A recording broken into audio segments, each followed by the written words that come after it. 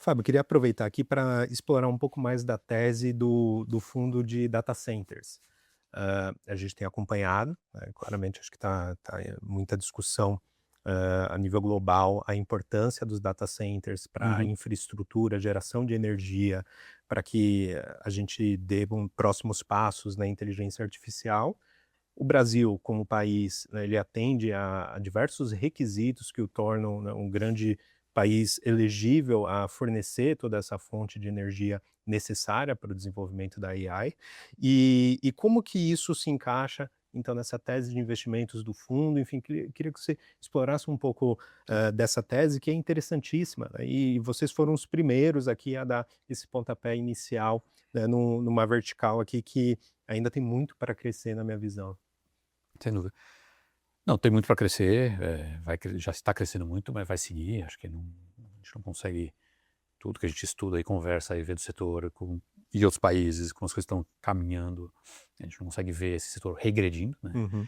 porque na verdade o setor em si não existe um setor data center é uma infraestrutura para vários setores, para várias atividades, vários tipos de empresas, então é comércio eletrônico, é redes sociais, é YouTube, depois carro autônomo e medicina à distância, e internet das coisas de tanto doméstico quanto industrial, que é uma coisa que está acelerando, e robótica, enfim, é um zilhão de atividades do que a gente chama de uma de economia moderna, de uma economia digital, que a gente só vê o uso crescendo, né, de todo esse tipo de atividade e consegue ver isso regredindo. E essa infraestrutura precisa crescer, né, ela é a infraestrutura que permite que isso exista, né, então o data center não é um ativo por si só, independente, ele é, na verdade, a base, a infraestrutura dessa economia digital que cresce a taxas absurdas e segue e seguirá assim, né, na nossa visão. E olha que a gente nem está vendo ainda o AI mais avançado no Brasil, não tem nada de AI ainda operando, ainda uma coisa mais à frente, a gente ainda está indo para a nuvem, a gente ainda está crescendo o uso de rede social e de vídeo e de imagens, a gente ainda está numa fase até anterior ao AI no Brasil, em termos de capacidade instalada de data centers, né? Então tem muito para crescer. As estimativas, eu diria, de base hoje em dia do pessoal do setor mesmo, é que a quantidade de data centers no Brasil vai triplicar nos próximos 5 anos, essa é a atual estimativa, e triplicar em 5 anos é uma taxa de crescimento extremamente importante, né, extremamente relevante. E a gente acha que realmente vai, isso não parece que tenha nenhuma loucura nessa expectativa. Então vai ter muito ativo novo sendo feito, né, e a gente gosta muito por conta do setor, para poder se expor a esse setor, a essas, né, porque uma das lógicas de ser um fundo híbrido é poder ter exposição a vários setores diferentes que nos Uhum. agradam no longo prazo. Eh, e a forma de ter exposição a todas essas novas atividades, né, dessa economia digital moderna são os data centers, né? Então a gente está olhando e um pouco do que o mercado lá fora chama de infraestrutura digital, né? Que você tem infraestrutura física, vai entre aspas, né, que é ativos de infraestrutura em geral, energia, telecom, aeroportos, rodovias, enfim, tudo que o pessoal chama de infraestrutura. E o pessoal está chamando de infraestrutura digital o conjunto de ativos que você precisa para rodar todo esse tipo de serviços e negócios e tal do mundo digital. Que basicamente é data center, fibra e torre de celular, porque é um tripé de ativos que você precisa para rodar tudo que a gente hoje em dia não para, não solta o celular um minuto, não para de fazer coisa. O pessoal está assistindo isso aqui online, tá num servidor, num data center, você está clicando, chama, vai do data center para o seu computador, seu celular, o que for, né? Então a gente está nesse momento usando data centers por aí, vários inclusive, porque sempre tem redundância, data centers eles são espelhados, então nesse momento quem está assistindo esse vídeo está usando alguns data centers ao mesmo tempo, né, e esse uso só cresce. Então a gente gosta muito da tese por poder se expor a esses setores diferentes, que com outros ativos a gente não consegue se expor. E também, como eu estava falando dos contratos atípicos e tal, os data centers geram matéria-prima muito boa para fundo de renda com o nosso perfil, porque todo player de data center quer fazer contrato de 15 anos ou de 20 anos, quer ficar no ativo, não correr risco nenhum de sair do ativo e faz contratos super longos, super travados.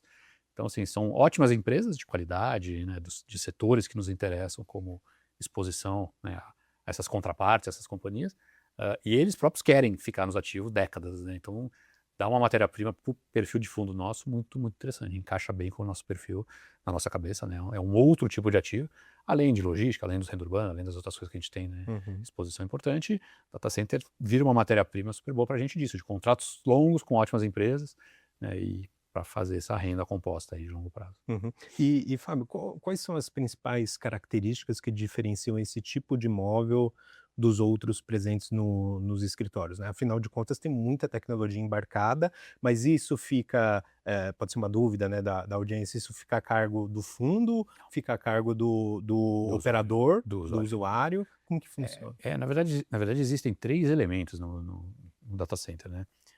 Tem o fundo, que é dono do imóvel físico, do Uhum, prédio, né, o terreno, as paredes, a construção que está feita ali, e alguma coisa de equipamento, mas é equipamento de energia, por exemplo, gerador de energia. a infraestrutura. É, infraestrutura básica, né, Uhum. vamos usar assim, por exemplo, um gerador de energia, que eventualmente você teria num galpão também, você teria num prédio escritório gerador de energia quando cai energia e tal, e aí seria do proprietário do imóvel, provavelmente dito.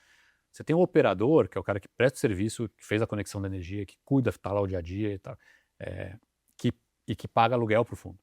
E você ainda tem um terceiro, que é o cliente do operador, que aí é a empresa de tecnologia em si, que são um conjunto daquelas, as que o pessoal chama de Magnificent Seven lá, são as grandes empresas de tecnologia globais e tal, que é o usuário mesmo da capacidade final.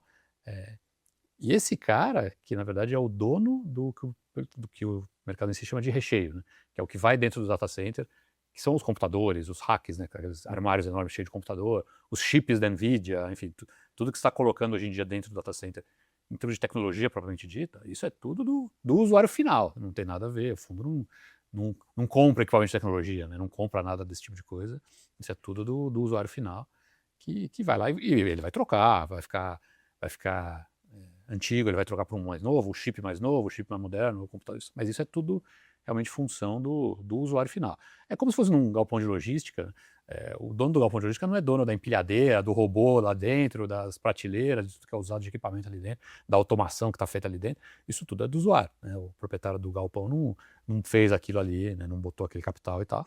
No data center também, a gente tem o prédio em si, o gerador de energia e uma coisa desse tipo, mas todo o recheio do que está ali dentro realmente da operação é do usuário final, do cliente final.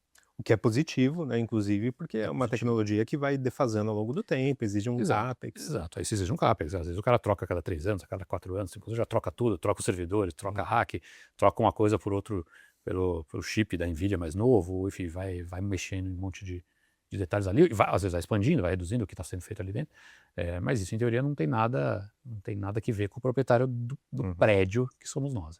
A forma de exposição, assim, né, de retorno financeiro é pelo contrato Pelo atípico contrato, padrão, como assim. um aluguel, Uhum. exato, como um aluguel de um imóvel mesmo. Inclusive, contrato da operadora com a empresa de tecnologia, ele é feito em megawatts, ele é feito em energia, ele não é feito Uhum. em metro quadrado. O nosso não, o nosso é um contrato imobiliário normal. Eu tenho esse terreno com esse prédio construído em cima e você vai me pagar X reais para usar esse imóvel como uma locação. Então, o nosso realmente é a perda imobiliária, vamos dizer assim, da Uhum. história. A única coisa é que a gente consegue se expor àquelas grandes empresas de tecnologia, né, e a esse setor que tanto cresce, em termos de risco de setor, vetores de crescimento e tal, né, a gente consegue se expor a essas empresas, mas de uma forma imobiliária, né, Uhum. esse é. Claríssimo. Eu, pessoalmente, sou um entusiasta, torço muito para que haja um crescimento desse novo segmento aqui dos nossos queridos FIIs.